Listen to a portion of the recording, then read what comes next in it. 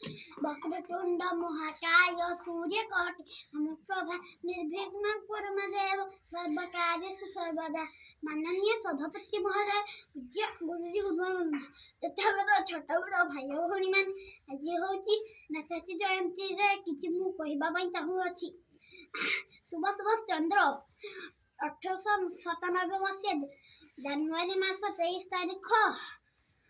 तारीख शनिवार दिन कटकर ओडिया बजार ठारे जन्म ग्रहण करथिले।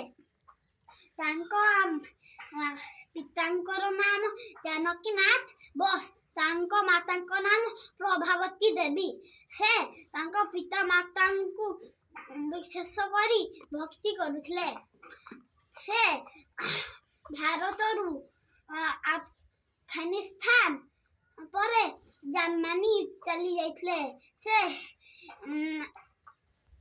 आजादी फौज गठन करे इंग्रेज लड़ाई रे जोग होइथिले।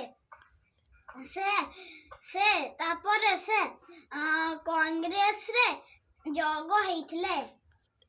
एतिकी कही मु मोर व्यक्तिगत शेष करूछि।